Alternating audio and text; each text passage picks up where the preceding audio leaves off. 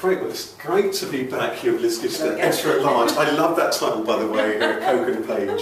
And we've been talking a little bit about the story behind Soul Trader. Shall I show it again? Yeah, let's show that for those people that Proud haven't author. seen it. This is actually the first time Rasheed has seen the book. So. Yeah, actually it is. I just got to see the book today, and I must say, actually, now we're talking about that, actually... Have hold of it. I wanted to talk a bit about that, because I remember the bit when you... I think you must have sent me the cover, because I'd of course written this, and of course you have designers who will design the cover. And I remember it coming back, I was looking at my phone, and I guess I kind of half had an idea and I half didn't. And then I saw that, and it really chimed with me. So first of all, a big props to the designer, because it really resonated with me, and for me, it really did need to resonate. So I thought, first of all, aha, they've really got what this book is about. And the soul bit is really important as trade. You know, this book is for lots of people who might be just them. They may be their whole business. They might run a micro business, or somebody who's wanting to bring heart back to the business. They care, you know, that kind of caring person. But I think what I wanted to talk a little bit about was what makes a good book.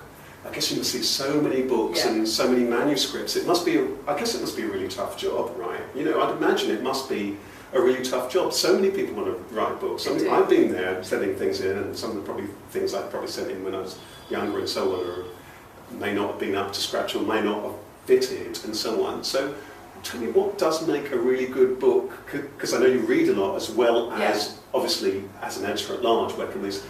What makes a good book? And how do you, when so many books have been published, find a book that's actually going to be of use to people? That's a great question.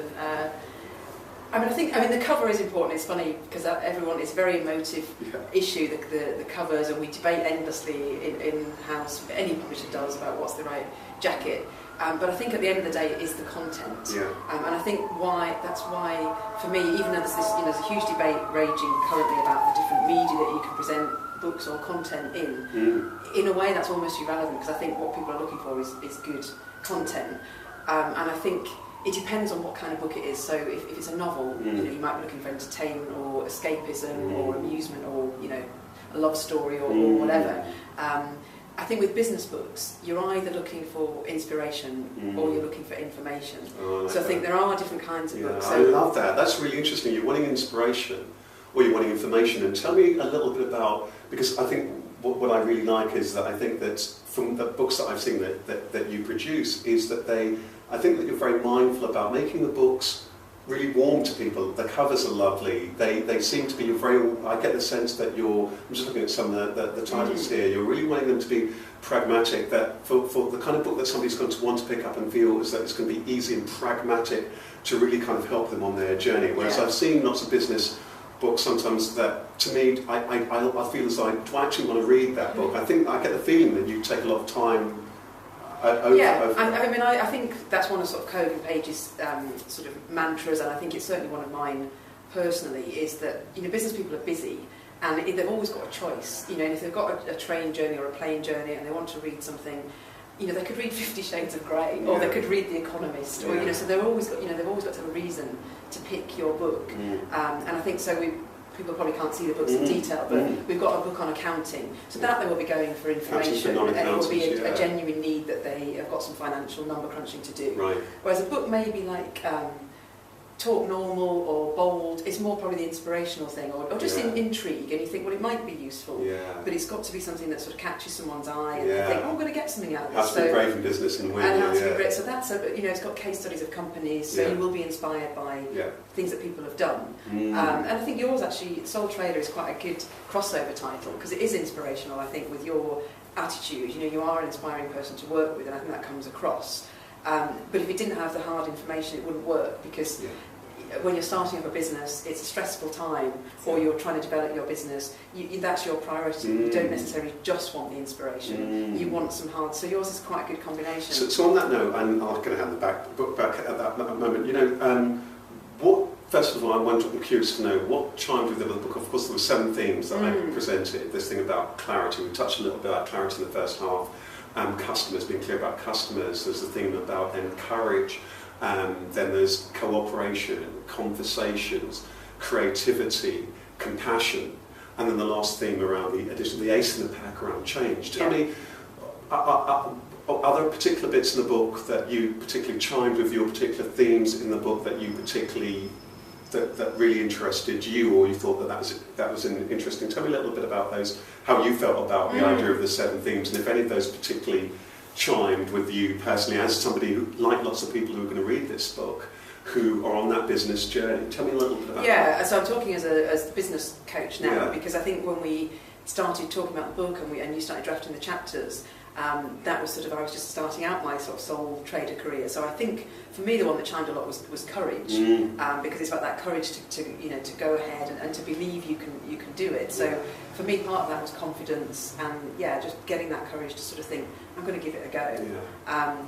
And I think it'd be interesting if I reread it now, because I think, a year sort of down the line, there's something else might chime. It might be more about developing the business a bit more. And it's really interesting about that, because I think that bit about courage, there's also some people who, featured in the book, and what's interesting about the book that many people may not know, when I was writing the book, I wanted, during the time of writing it, to use real case studies of people I was working with at that time. And to bring their stories into the books. There's lots of people, and that really brings it to life, because people really are actually doing their own thing, isn't it, and succeeding. Yeah, and there were some people who are new to business and people who are successful entrepreneurs, and I think that one of the stories that chime with me, is somebody's mentioned in the book, is Rachel Elner, founder of Red Letter Days, who's a bit of her stories touched on in the book, and she kindly wrote some words that I think are on the back of the book, because then when somebody's changing their journey, she's somebody built a successful business, experienced some of the ups and downs of business, but then wanting that thing about following one's heart and the courage to then do something completely new. And she was on a little bit of a soul journey herself of bringing more heart into business and bringing spiritual wisdoms into the business world. So I quite like the fact that also that thing about courage emerges at so many different stages in business. I've got to now, I've been in business for a while, I need to take on a new member of staff, or I've been in business for 10 years, do I really want to sell this business? That courage is going to raise its head in so many different times for people, and I think a bit of my own story, I think, is there in that courage section around having the courage to follow my own unique brand of coaching. When I started off as a coach, there's this thing about, I found that there's this inner thing, the heart side of things. And I was coaching people in business, some big entertainers, people in media and so on. And I'm sometimes looking to approach corporates, and I was a bit concerned, hang on a minute, how is this inner stuff going to chime with these people? But then I found that actually that's been the thing that gives me my edge. That's the bit that people really resonate with. And so that's why the book in a way is quite dear to my heart, because it shares that thing about trusting, trusting, because that's your unique selling point. Are there any other chapters that I like the conversations chapter, I think, and just sort of reminding me in there, because there's this sort of networking, and partly you mentioned before about the sort of bartering and exchanging, but I think that's sort of the contacts and the things that can just happen. And I think some people have to push themselves to do networking. I think I've sort of flipped. I didn't used to like networking, and now I actually really do quite like networking. And I sometimes think, I'm just spending too much time, enjoying having good conversations.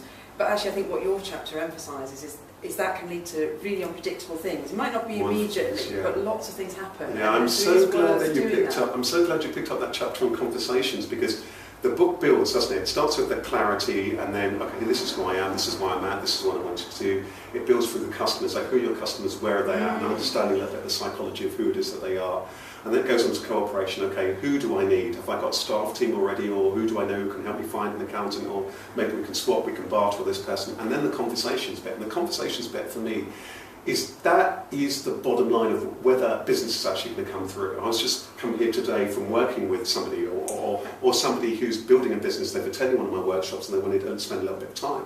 So I went and had a conversation with them, and I said to them, your business is going to depend on you having conversations. He had all these ideas of what he wanted to do and packaging things up, but actually ultimately, for him to win business, he needs to go out and have a conversation, and have the conversation that the person he's with wants to have. Business conversion comes from the right business conversation, and I think something that took me a long time to understand, when you deeply understand your customer, when you have a conversation with them, magic happens. The book emerged from a conversation. It did. And we were both open to that, because it could have been, I came up to you after your session and we just had a coffee and talked about coaching, and that would have been wonderful. So in a way, that in itself is enough. It's worth having the conversation. As it happened, we then developed a deeper conversation about the book, and who knows, what other collaborations might go ahead in the future.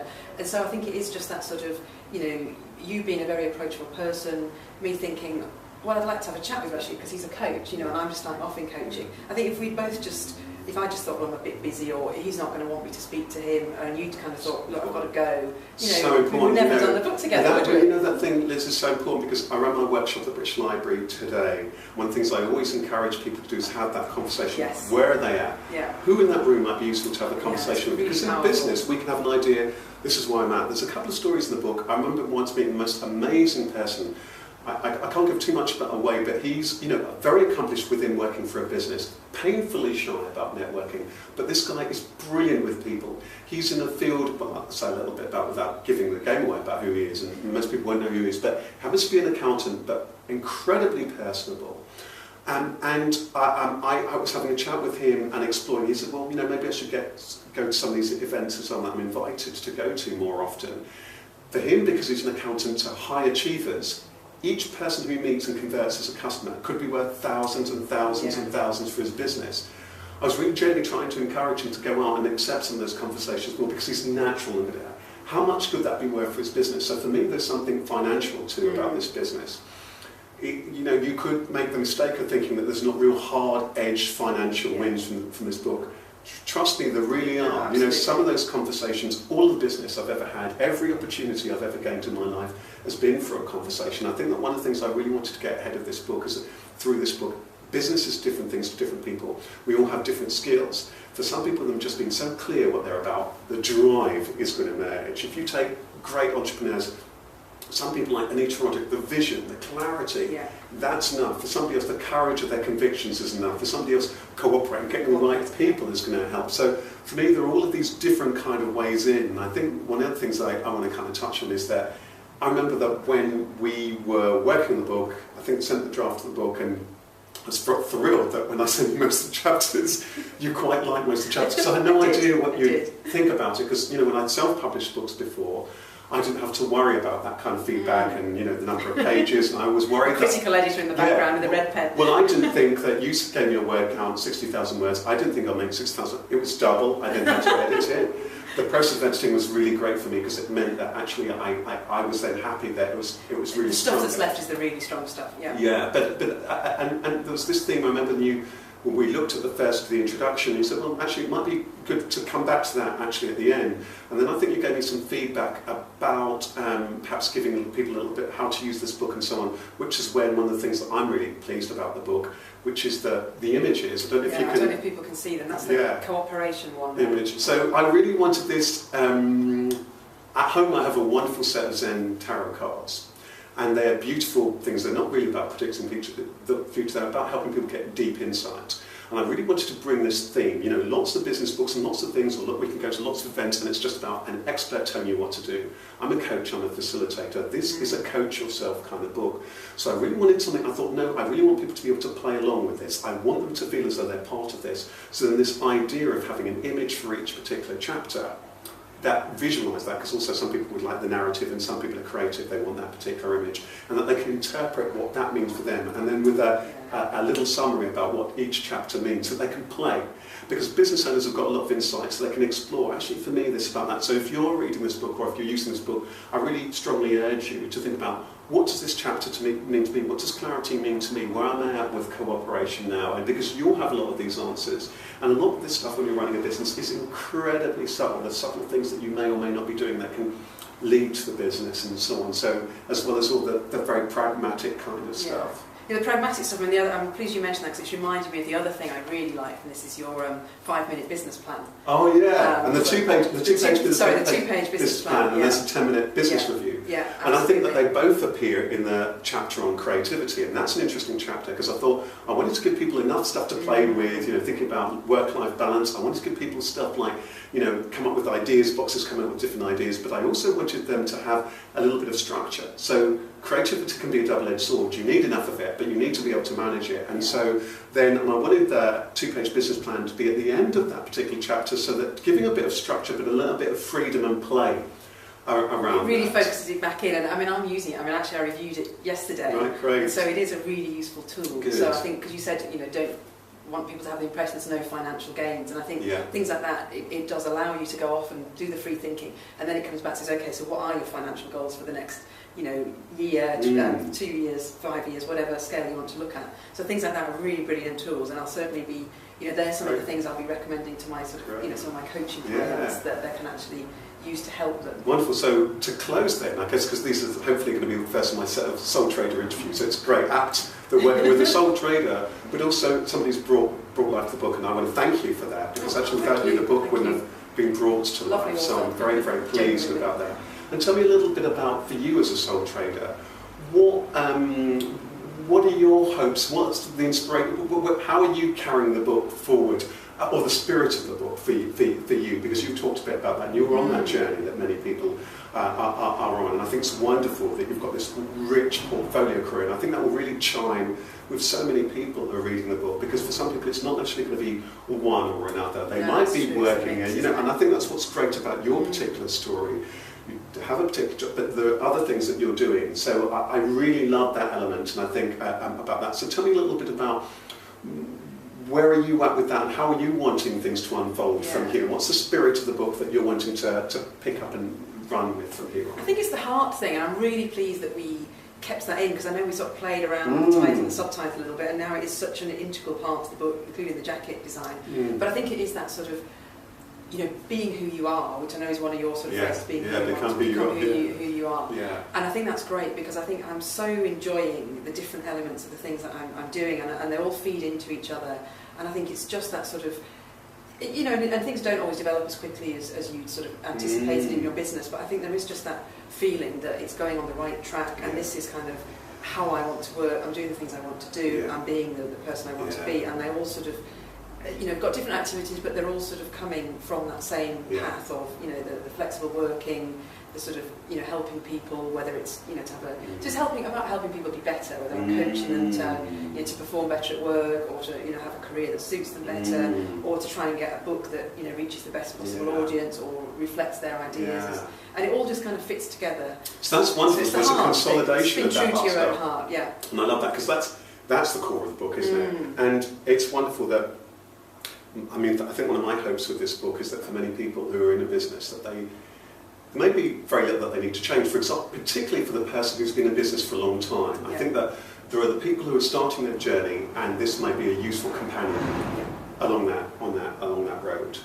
But also there's people who've been in business for a long time, they're very experienced, they build big businesses, or perhaps like somebody like Rachel who've been on that particular journey in that particular book, who are able to then think about, this is what business is about for me. There's somebody in that book who I mentioned who made the decision to close his business. I was coaching him earlier on to help him build his business, and then he decided, he wants to spend more time with friends and family and to explore new challenges and interest things into personal development and so on. How wonderful it is that somebody's then able to think, actually, this is what business is for me now. I'm able to bring my heart into my business and bring that heart into everything that I do, and to bring these things together, and that I love my home life, I love my business, and I'm able to bring that into everything that I do. And for me, that is, if there's something the book can achieve, that's what I'm really wanting, for somebody to think, actually, I can run this in a way that I'm very passionate about, in a way that's really giving and plays a part in my life and in the lives of others.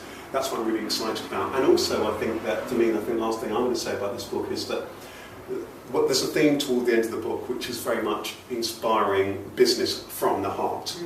It's not just about putting the heart back into your business, it's about putting the heart back into business. And we're at a time where so many people, the heart's gone out of business, and wherever we look, we feel that this company doesn't care about us. So many, even big companies have collapsed, and so big companies. So this invitation of how is it we can do business by heart, how is it I can be a better leader, and so on. So I really do hope that this also does inspire some people who are running organisations, leading organisations, not just small businesses, and think, actually I can take the spirit of this. I can really inspire my staff. I can really tweak this in a way that's really meaningful for us, so that we can really share our story of what we're really about, and so on. So I want to thank you for being part of the book, and thank you for writing the book. Yeah, thank you very much, and I hope that you've enjoyed this particular interview. I'm going to turn off the camera now, so I'm going to leave you to smile, and maybe to show the jacket of the book for anybody who's interested. There we have it, Sole Trader. Yeah, and if anyone's interested to find out more about Kogan Page, there's a website. I'm going to hopefully add the address, koganpage.com. It's just koganpage.com, so it's easy to find. Fantastic, fantastic. Well, thank you very much, and that's available from October in 2012. From good bookshops and online, and from Kogan Page's and as website. As well, on the Kindle. Yeah. Oh, on Kindle. I'm very excited about that. Thank you very much. Thank you.